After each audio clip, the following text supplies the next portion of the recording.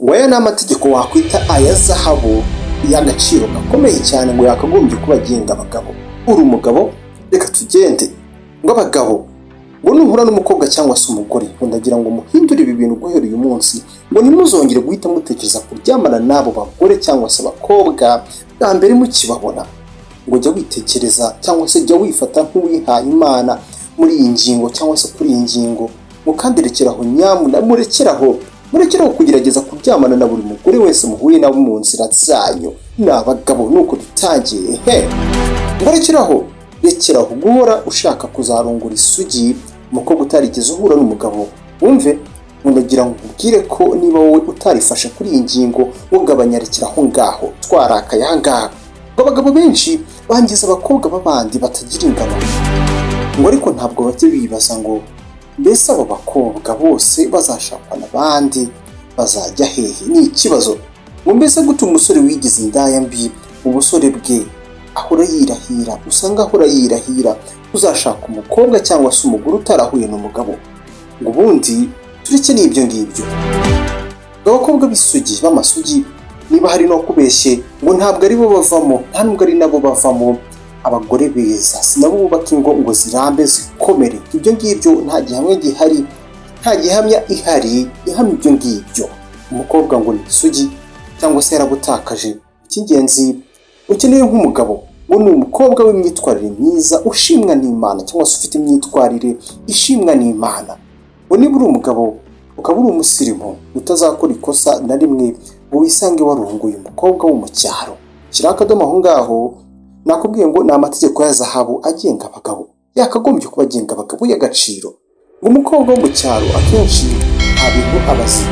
Ngo mwa bagabo nimukora aya makosa muzisanga mwaratangiye kwitunganya uwo mugore cyangwa se umugore nk'uwo, kuko uzisanga cyangwa se ntazisanga muri za nshuti zanyu nyinshi zo mu basirimu cyangwa se zo mwita abasirimu zimeze nkamwe, azajya ahura nazo ahakorera ibintu utazishimira wowe nk'umugabo.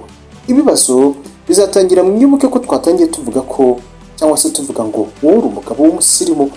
Uhibuke neza ubuzima tuba buragoye kandi uko bugenda bucya urushaho gukomera no kuba muyobora akazi. Niyo mpamvu iyo ucunze nabi utamenya watakariye. Niyo mpamvu guhera uyu munsi dukurikira amasomo wungukira kuri Telemontagne Rwanda. Hano niko twitwa amasomo yagufasha mu buzima, agufasha mu buzima utazakora ikosa ukundana n'umukobwa cyangwa se umugore ugutinya, wa wundi utira ubwoba uhora ugufitiye ubwoba ngo si icyubahiro. Wumvise amategeko ariko umuntu ugutinya ngo ntabwo aba akubaha, kandi ngo abagabo mukunda icyubahiro kubi. Ngo ibigaragara cyangwa se ngo ibigaragara inyuma ku mubiri w'abagore cyangwa se abakobwa ntibizongere na rimwe. Ngo ibigaragara inyuma ku mubiri w'abagore cyangwa se abakobwa ntibizongere n'irindi tegeko, ntibizongere na rimwe. Ubwiza, uburebure, uburanga, ishusho y'igituza cye hejuru hariya, ibyo ni ibintu bitagize icyo bitwaye kubigenderaho, ariko ntibizongere kugukurura. Sibyo kamara, sibyo genderwaho mwa bagabo mwe. Ibi ni ibintu ubusanzwe urubyaro rwangiriza byoroshye nyuma y'imyaka mike umuzanye. Ubwo ni mu rugo, aho ni urugero. Ngo ntabwo ibyo byose tuvuze ibyinshi muri byo biba bigituma uhindukiza igikanu cyawe ureba inyuma ni umugore wawe. Ngo ndagira ngo mujye mukururwa n'ibintu n'ibiri indani mu mugore. Hanga ubwenge, kwigenzura, ukwihangana kwe, amahoro, ukwiyoroshya, imico n'ibindi nk'ibyo.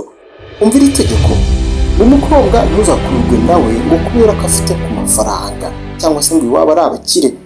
Ngo ubukire bwose yaba afite cyangwa se iwabo, ngo mbere yo kumushyira mu buzima bwawe bwose ubwo ni ukumuzana nko mu rugo, aho urugero rwihuse uzabishyireho umurongo ko uzita ku rugo rwawe cyangwa se mwembi ukuboko kwanyu ukagaragaramo nawe kwawe nk'umugabo ntugomba kubura. Utazakora ikosa wemerera abantu bo mu muryango w'umugore wawe ngo bite ku rugo rwawe. Inshingano ngo zawe zikureba ngo baziteho. Urugero, kujyana umwana wawe ku ishuri bagomba kureka ukiyubakira urugo. Wenda baguha akazi ariko mugakorera ku mafaranga yawe. Uri abagabo ndi kubwira hano. Nuko nguko ni abagabo, nuko nguko dusoje. Tuzakomeza kujya duhanahana amakuru duterana imbere muri byose nuko dusoza ikiganiro cy'uyu munsi. Hano kuri Telemontagne Rwanda niho ukurikira ibiganiro, inkuru zigezweho kandi n'amasomo y'ubuzima, ngo twizera ko biri mu bintu dukenera buri munsi kugira ngo tubeho tubayeho neza kandi tujyana n'ibihe bigezweho. Menya byinshi bibera mu isi kuri Tele Montagne Rwanda. Imanutse munsi y'video ubaye utarabikora ukareba ahantu handitse ijambo subscribe. Iryo jambo aho ngaho iyo wakanze utawutangira kujya ubona ibiganiro byacu byose mu gihe kizaza mu buryo bukoroheye bitakugoye. Ubundi tukajya tubana mu bintu by'ubwenge nk'ibi. Gutaha rero sinzababurira iyo gahunda. Nitwa Samuel Mugisha, ariko Imana iduhana umugisha. Nimukora ku kantu ni subscribe.